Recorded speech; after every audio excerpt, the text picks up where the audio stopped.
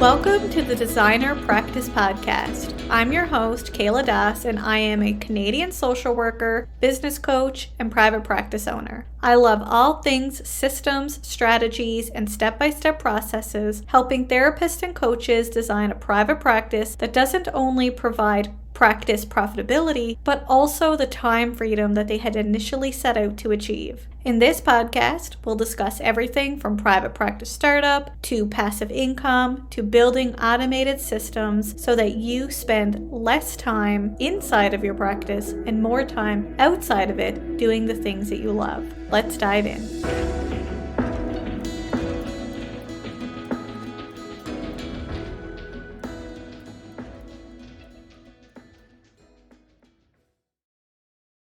Welcome back to the Designer Practice Podcast, and I'm your host, Kayla Das. When it comes to marketing your private practice, there are certainly a lot of ways you can put yourself out there, but there are also many myths when it comes to marketing the quote-unquote right way. That's why on today's episode, I'm sitting down with Michelle Grasek, acupuncturist, practice owner, and marketing expert to discuss these common myths and how to move forward in your practice if any of these myths are holding you back. Hi, Michelle. Welcome to the show. It's great to have you here today. Hello. Thank you so much. It's a pleasure to be here.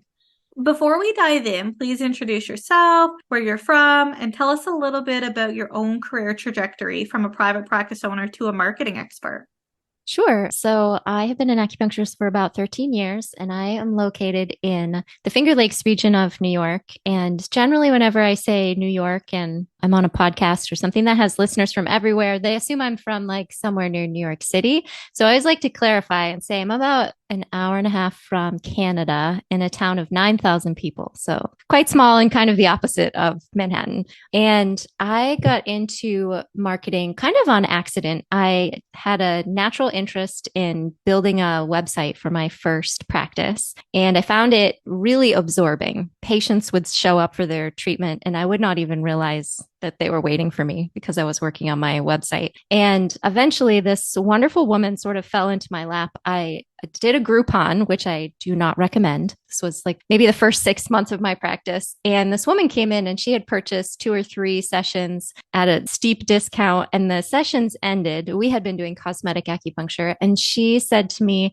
"Okay, I have a proposition for you. I love acupuncture, but I don't want to keep paying you." And I was like, I just don't know where this conversation could be going. And it turned out that she wanted to do a trade with me. She was a marketing strategist in that city, and she had a lot of experience. And she proposed me giving her treatments on a weekly basis. And then once a month, we would sit down together and we'd go through my marketing. And we did that trade for 3 years. And so she taught me pretty much everything that I know about marketing, but the most important things she taught me were about perspective, to be creative in marketing, that it's okay to be enthusiastic and have fun with it. She's a really effervescent person, and that just felt contagious to me. So then when we ended our trade, I moved to a different city, so we couldn't trade anymore. I realized that I missed her and I missed talking about marketing.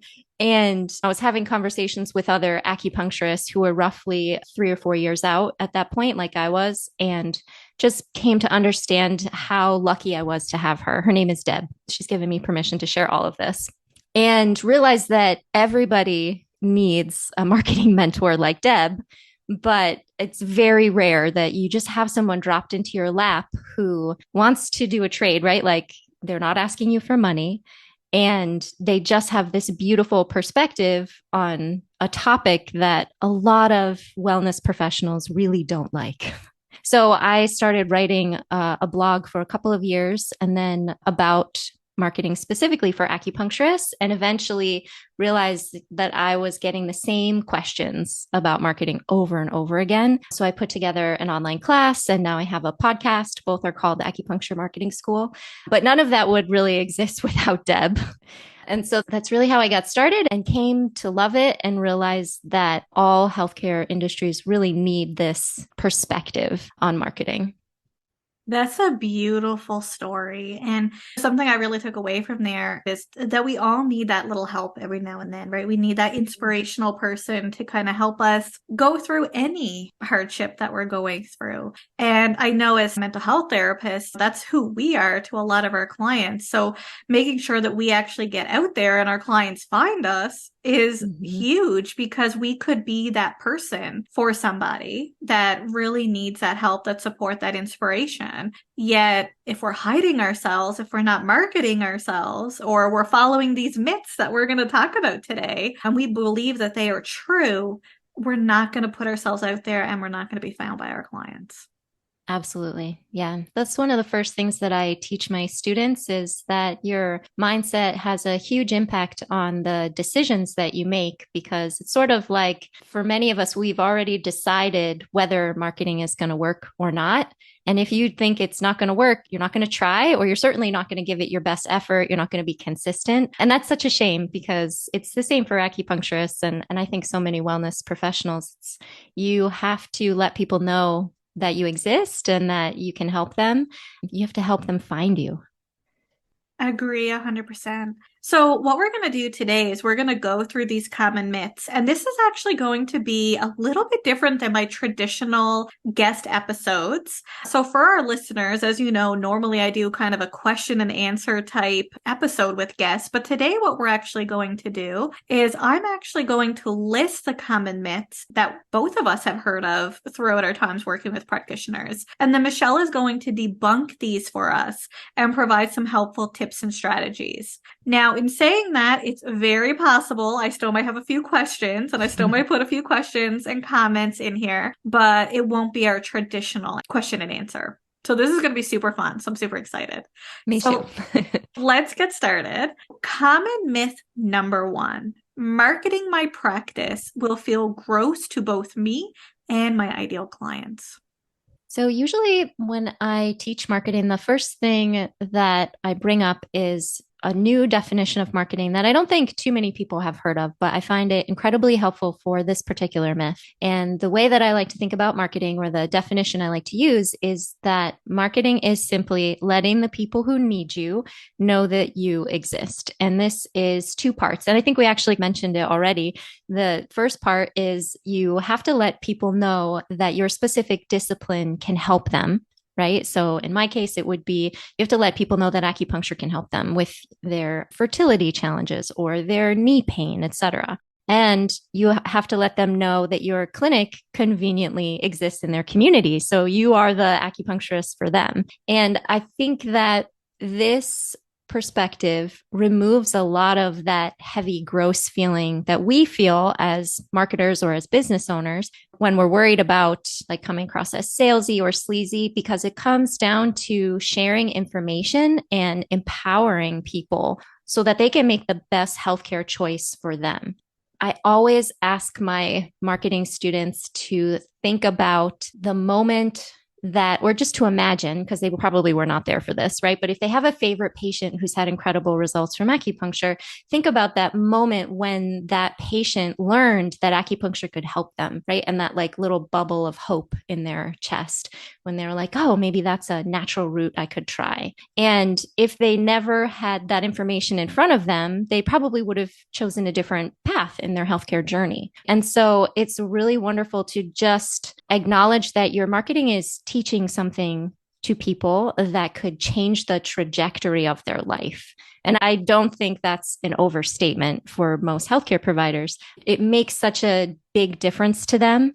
And if you're worried about your marketing coming across as sleazy, just return to that place. I usually tell my students to write that definition of marketing on a little piece of paper and stick it over their laptop or wherever they're usually doing their marketing work. And so the phrase again is that marketing is simply letting the people who need you know that you exist, because you can't change the trajectory of their life if they never find out that you exist.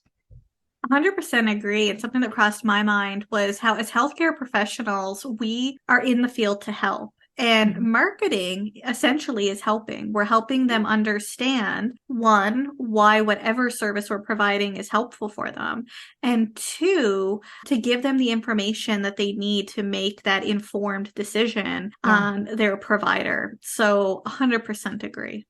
Hmm. So, common myth number two, marketing my private practice means that I'm money hungry, greedy, or a sellout to my profession. Man, this is such a like deeply ingrained one. I think all of the money mindset ones are really tough. And I always commend people for when they can recognize them in themselves and start to unravel them. Because these are some of the stories that like our parents gave us and our parents' parents. These are the ways that we learn to think about money and wealth and income, that sort of thing.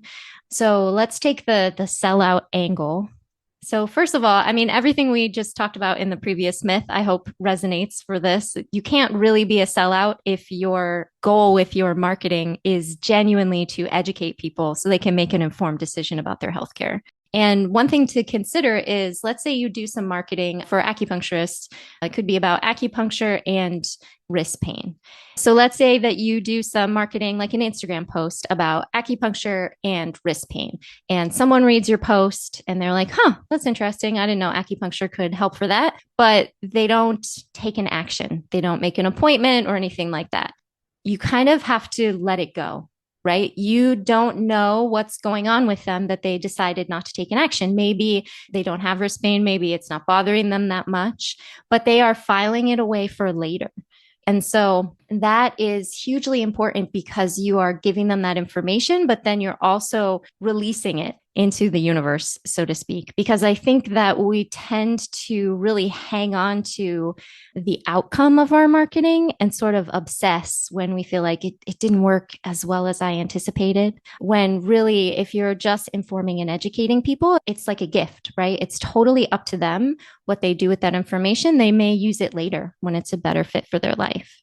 So, there are a couple books that I typically recommend if people have a hard time with the money aspect of things. The books that I recommend are The Art of Money and then also Get Good with Money, as well as We Should All Be Millionaires. Just as an aside, if you're feeling like these really resonate. And I guess I would say to keep it brief instead of going on too many tangents, if you feel like people in your community are going to think that you are greedy because you are doing marketing, I would say try to take a step back and think about some of the neutral marketing that you have seen from other small business owners in your community and really genuinely ask yourself and search internally, did I ever feel like that person was being greedy? Because you probably didn't. And I am certain that there are some advertisements in your community that you really don't like. They just hit you all the wrong ways.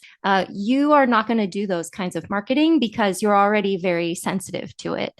And so that's something I always remind my students. If you already are aware of what you really don't like and what comes across to you as sleazy or greedy, you're never going to create that kind of marketing. It's not going to be in your DNA. I 100% agree. And I know for mental health therapists in certain professions in the therapy world, specifically say social work, because I'm a social worker Mm-hmm. myself. And sometimes when we go into our trainings, we do so because we want to help underserved individuals. And we believe and we think that the only place that we can work is in non-for-profit or public sectors.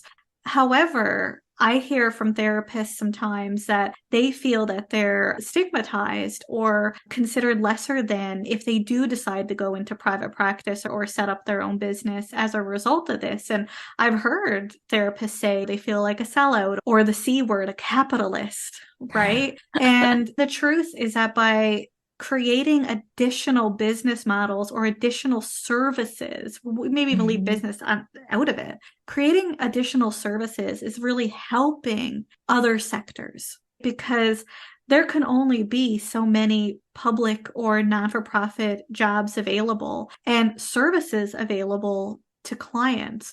So you're actually serving a niche of people who don't need to go into public and non-for-profit that leaves space for other people. And I'm Mm. sure there's a lot of ways to look at this. And I don't want to go into like a industrial social work type of class here. But I also want to bring it back that because you chose private practice or because you decided to open your business, you're not a sellout, you're not a capitalist, because you're not going to make millions of dollars. You're going to make a living, hopefully a good living. But in saying that, because your values and because your vision is set up to help people, that will always come first. You are not a sellout for doing so. That's such a nice way to put it.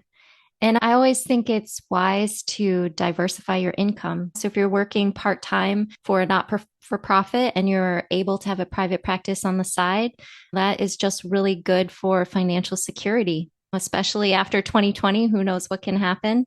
And I had a conversation with someone recently. We were talking about, does closing a practice after 10 years and this person like technically not reaching the goals that she thought she would reach mean that her practice was a failure? And I'm like, well, of course not.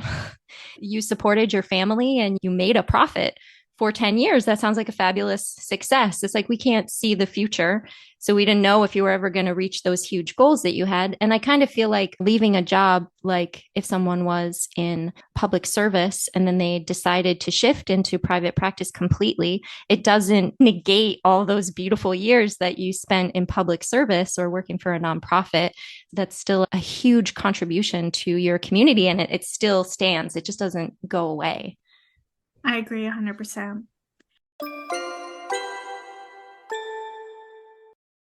Are you looking for affordable therapy training courses? Then you'll love PESI Courses. PESI is a nonprofit organization that aims to provide affordable training for healthcare professionals. Because I'm a true fan of PESI Courses, PESI and I have partnered to offer an exclusive discount to you on select therapist-related courses, which includes but not limited to courses in DBT, EMDR, trauma, and even clinical supervision. To check out PESI courses today and to receive your exclusive discount, head to kayladas.com/PESI. That's kayladas.com/PESI, or you can simply scroll down to the show notes and click on the link. Now back to our episode.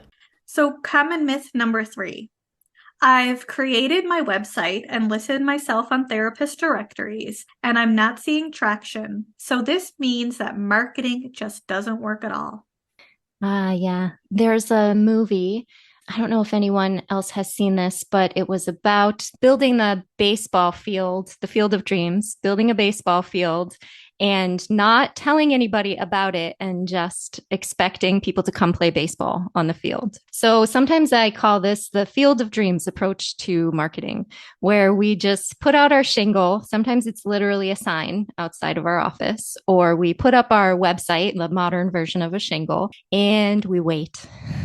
And we list ourselves on all the directories where we've got our Google business listing. So that is a really important first step for establishing yourself as a professional and an authority in a new place, right? Like if you just graduated, you want to build out a website so that people have a space to come investigate and see what you're all about. But you have to then do work to drive people towards the website. And that could be anything, right? That could be social media. That could be getting out in the community and handing out your cards with your website on them. But my point here is that it's not that marketing doesn't work just because you put up a website and nothing happened.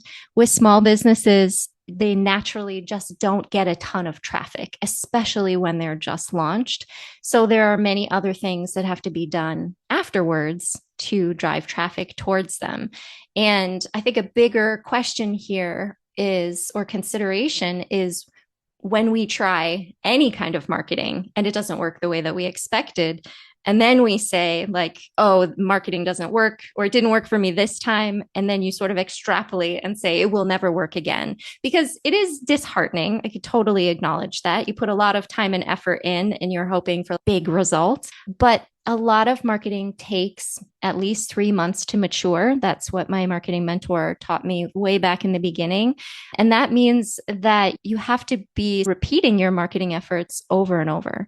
So it's not that the marketing that you set up didn't work. It probably needed more time, or you have to keep repeating yourself. I always say that if you get to a point where you feel like you're saying the same thing over and over in your marketing, you probably are in the exact right spot. Like that's the sweet spot. But I will always tell people, like, don't give up just because you tried one thing and it was disheartening. There are a million different kinds of marketing that you can try. And some of it is simply about experimentation until you hit on something that is a good fit for you, that you can do consistently, and that also is successful in bringing you patients. That's great advice. And something else is that when we think of our website and our therapist directories, especially if we're just starting off, they're pretty passive in Mm-hmm. nature, where Sure. there's a difference between, say, passive and active marketing. Yeah. And when we think of passive, it will take some time because now we're relying on SEO, we're relying on just one thing that we've created, and especially if we're not tweaking it. And I've said this on the podcast several times, but I've updated my website several times, and the same with my therapist directories several times over the years. And the reason is because things change, your ideal client changes, who you work with changes, the society changes, right? Like even like the pandemic, I mean, people weren't seeing people in person. So if you were primarily an in-person therapist and your website and your therapist directory was all about in person, you probably weren't going to see a lot of traffic. Mm-hmm. The other piece to also think about too is that depending on your profession and depending on what time of year it is or depending on what season it is, you might see less clients or more clients wanting sessions. And I know for mental health therapists, summer tends to be more of a lull than, say, the fall or the winter. Usually Christmas, depending on who you work with, because there's actually certain populations that you might actually see an increase over Christmas because of different issues and different concerns that show up for them. But other populations, you might see less because people are spending time with family or too busy to come to sessions. So also understanding that depending on what season or what months you are in, expecting that immediate result might not necessarily be realistic for all of the reasons that both you and I had listed. Absolutely. Yeah. So common myth number 4. I'm not a marketer, so I'll never be able to figure all of this out to actually get clients to come work with me. I always tell my students, you can learn marketing. Marketing is much easier than acupuncture school, than getting a degree to be a therapist. I mean, if you even think about the emotional investment that people put into their education, like marketing is simple by comparison. And I think it's important to note that you don't have to have this huge body of knowledge about marketing. You don't have to have a bachelor's degree level of marketing information in order to truly be good at it. When I am teaching my marketing students, we go over like 8 or 9 core marketing concepts that really serve them incredibly well for the life of their practice, that they can apply to creating any kind of marketing, whether it's a Facebook ad or a blog post. And so knowing some really basic marketing concepts and just practicing them over time will actually make you an excellent marketer. But I do see this really often where people are so intimidated by marketing just because it feels foreign, which I think is normal. And so I always encourage them to think about their education for their specialty and what fantastic labor of love it probably was. And they got through it by dedication and being willing to make mistakes and start over and put in the work. And you can learn marketing in the exact same way. If you just decide you're going to be committed to learning a little bit and to practicing, be open to making mistakes and trying again, you will certainly get better and better at marketing. And I think sometimes we over analyze or overthink what marketing is. And we Yeah, think it's this really tough concept because we are thinking of, say, the car salesman. And that doesn't resonate with us. right. But really, marketing is about putting yourself out there authentically. And that's what Mhm. I come from. It's empathy-based marketing. It's about how can we be our true authentic self? It doesn't have to be as complicated as it seems. Are there strategy? Sure. Are there certain things that tend to work more than others? Yeah. But a part of marketing is also that exploring and just trying new things out and seeing what works and what doesn't work. Mm-hmm. I sometimes ask my students to think about like how a science experiment is constructed and how important it is that the scientists themselves are unbiased, right? They'll never get a paper published if they are clearly biased towards one result or another. They have to give the experiment space to either succeed the way they secretly expect or to just fail spectacularly, to have totally different results, which is not really a failure if you think about it. It's just a different result. And I think going into your marketing with that same perspective is really helpful. You're like, okay, I know I'm going to put some time and energy into this, and I've done the best I can, and I'm ready to launch it. And it doesn't go exactly how I anticipated. That's also acceptable because I will learn something that I can put into practice next time. So that all of that time and energy that you spent is never a waste. It's just a learning experience. That's a really great example or analogy because I think that's very relatable for anyone that went to school, right? We've all read research studies, maybe been a part of them or whatnot. And yeah, it's not that you're going to fail, it's that you either get one result or you get the other. And then if Mm-hmm. you get the other, the one that you didn't expect, then you shift or you pivot Mm-hmm. or you work with it. Yep. Yeah. So, common myth number 5, marketing has to be difficult or expensive for it to actually be effective. Yeah, and I think this relates a lot to what we just talked about, that there are some like basic concepts in marketing that once you feel confident in them, you can move forward. I'm a huge fan of free or no cost marketing avenues, but those usually take your time and effort. I always say that marketing always costs something. It's either your cold hard cash, your time, or your effort typically.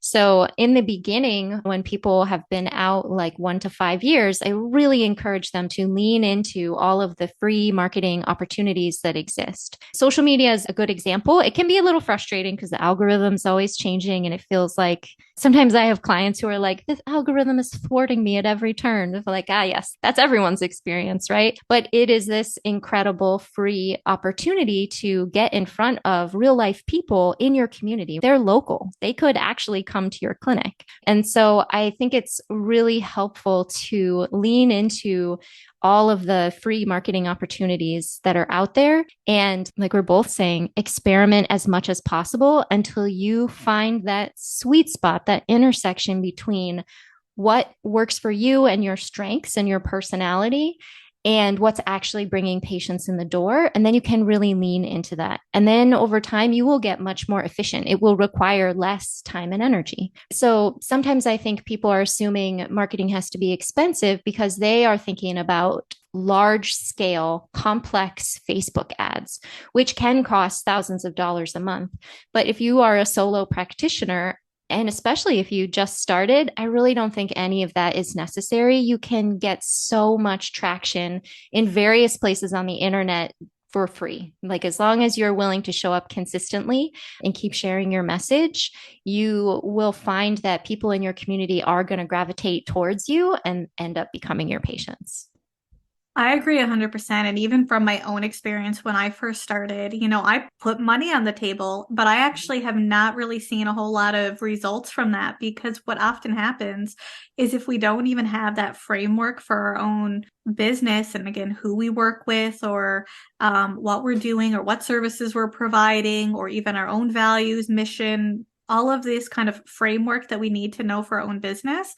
Sure, someone will take your money. If you want to hire an SEO expert, they'll take your money. If you want to hire a web designer, sure, they'll take your money. But if you don't necessarily have a clear understanding of what you want them to do, they're likely not going to do the work that you are expecting them to because they can't read your mind. They're not in your sessions. They don't know really what you do. They are marketing professionals or SEO experts or whoever, but they're not acupuncturists. They're not mental health therapists. They're not dietitians. They're not any of those. So as a result, if you don't have that clarity, spending all of this money on marketing upfront is not likely going to be helpful.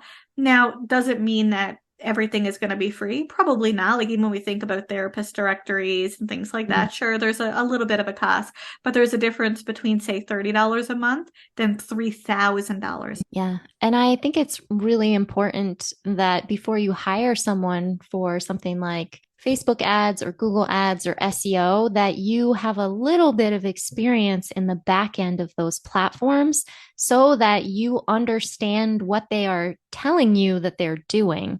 And that helps you to be able to guide them to create the marketing that you really want and what you're looking for. And I think this happens an awful lot with, at least that I've heard with acupuncturists and SEO quote experts who say things like, well, I can't really explain what I'm doing in your website because you wouldn't understand. But if you spent a little bit of time researching on the internet, because that's free, you can have a basic understanding of the things they might be doing, and you can press them and make them explain it before you hand your money over. And I think that is a smart approach. So common myth number 6. I have to advertise the exact same way as others in my profession advertise for me to be successful. So to be contrary, I might argue that if you advertise in a remarkably different way than everyone else, you'll probably stand out and your marketing will do much better. You'll have a lot more eyes on your marketing and a lot more interest. But I understand what this question is saying. It sort of feels like kind of like in acupuncture, there's a typical model of care that's 1-to-1. And usually you'll see 1 to 3 patients at a time and you'll be in your solo clinic. So it's like everybody thinks they have to go into that style of practice. And it's sort of the same for like, okay, well, how are people marketing who are successful in my community? What did they do in the beginning? And I should just repeat what they did. On some levels, that will work. On other levels, marketing has changed an awful lot since that person probably put out their shingle. And I would say that any marketing effort is going to be successful if you are committed to doing it regularly, right? If you can commit to showing up and getting visible consistently, whether it is attending networking meetings or making videos on Instagram, whatever it is, even if no one else is doing it in your community or if no one else has had success, if you just stick with it, it's probably going to work over time. And again, this is why I always tell people marketing is so individual. Think about it like that experiment. Try things out and be willing to fail and move on. If you gave it your 3-month shot and it's no good for you and you're just like, I'm an introvert and I hate these networking meetings and I never talk to anyone and I'm not getting any patients, like, okay, stop torturing yourself. It's okay. Pick something else, right? And then just lean all the way in. You don't have to do marketing the way that other people do it, especially if it is making you miserable. Because I feel like that comes up a lot with people. They're like, oh, I'm doing what the internet gurus say I should do, but I just really don't like it. So that's okay. You don't have to continue.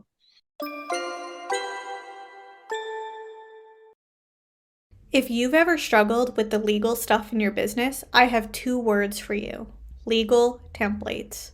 Corinne Boudreau, a Canadian lawyer and business owner of Online Legal Essentials, sells affordable, downloadable legal templates for therapists, coaches, and course creators. From the Regulated Health Practitioner Legal Template Pack to the Coaching and Course Creator Package to website privacy policies, she has it all.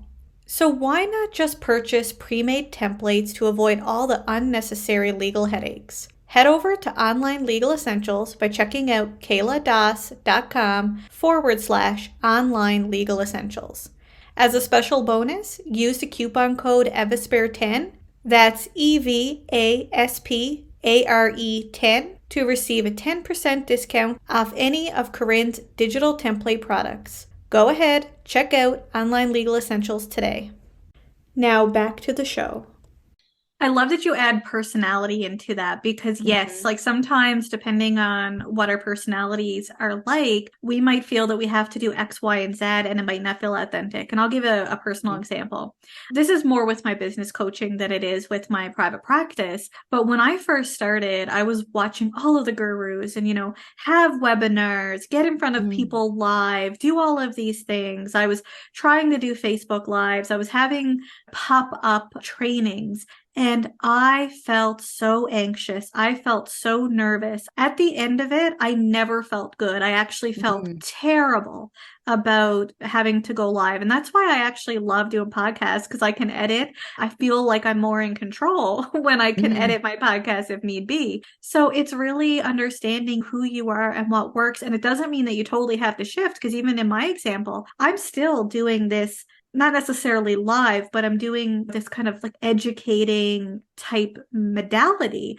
I'm just not doing it live. So that feels mhm. more comfortable for me. And whether you're an introvert or you're an extrovert, right? If you're an extrovert, being around people and being in person and doing all of these things, networking might be really important for you.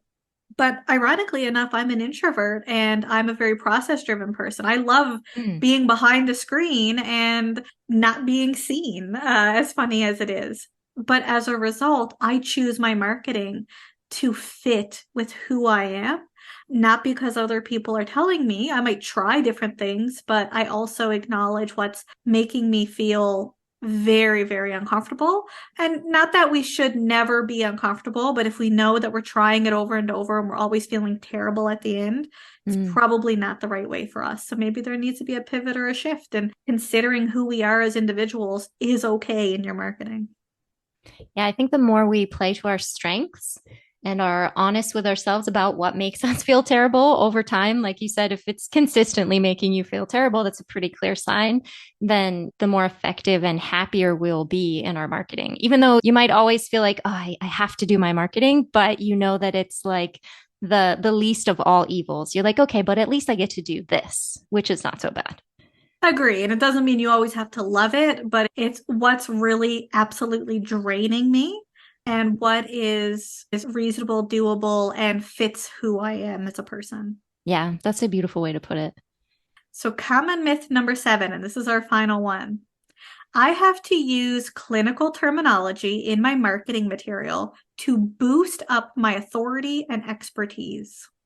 This is such an interesting one. And I do think it crosses a lot of different disciplines that we feel like we have to sound smart so that people trust us and they want to come see us. So we sort of have to like use our words to make sure they know that we have our education.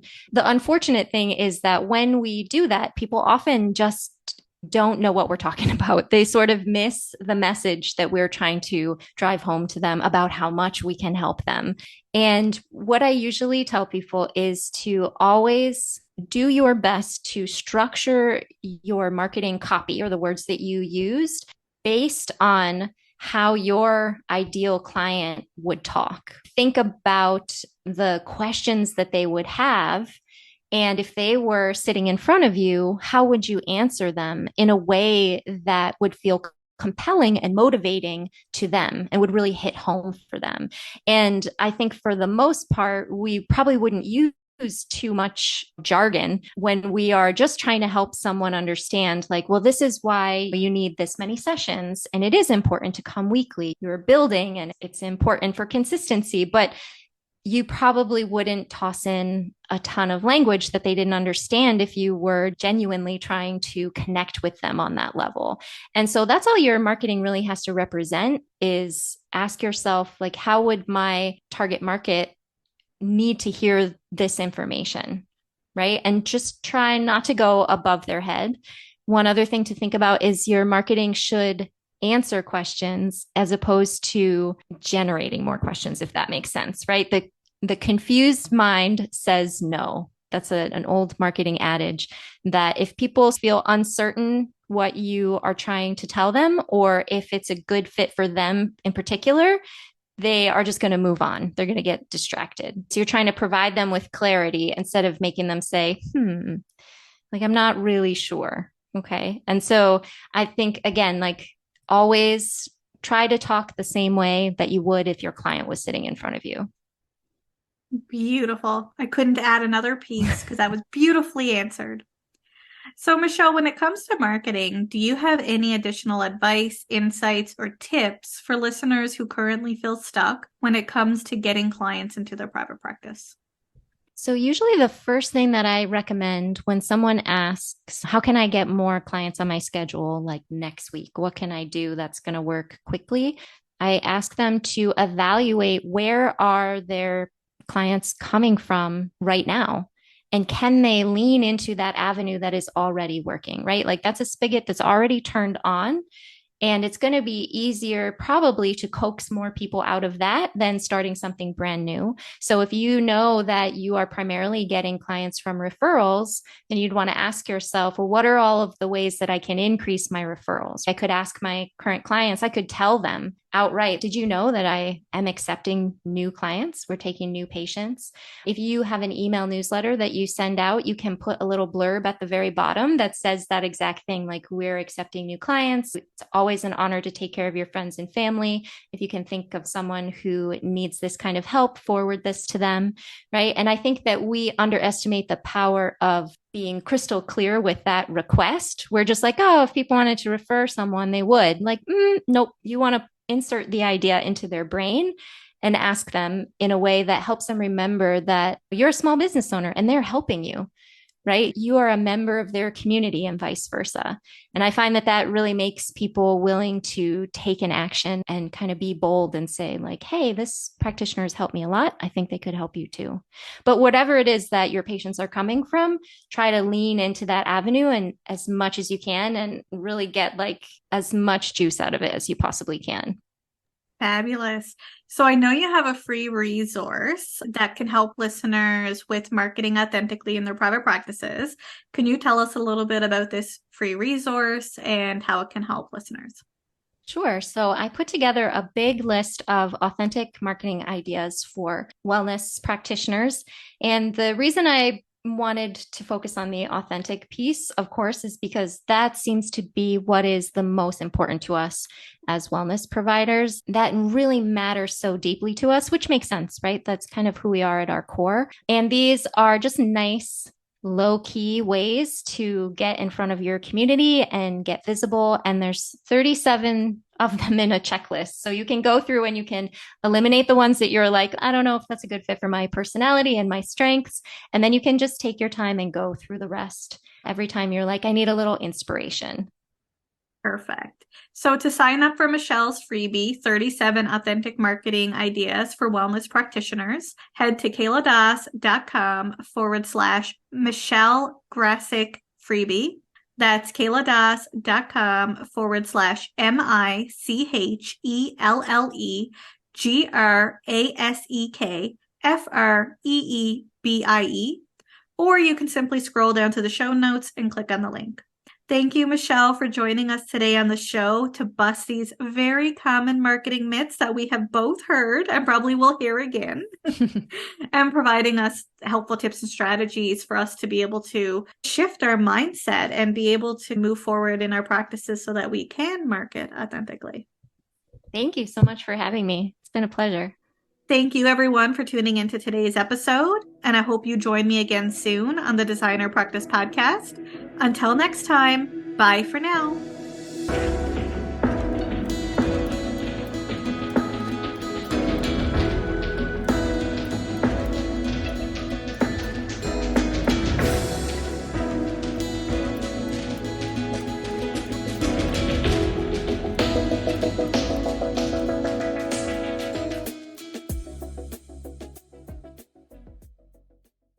Please be advised that the podcast advertisements and links in this episode may be affiliate and/or sponsor links where Evaspare Inc. and the Designer Practice Podcast receive compensation for sales or signups made through link clicks. This helps the Designer Practice Podcast continue to provide free and valuable content to you each week. Thank you, and we appreciate your support.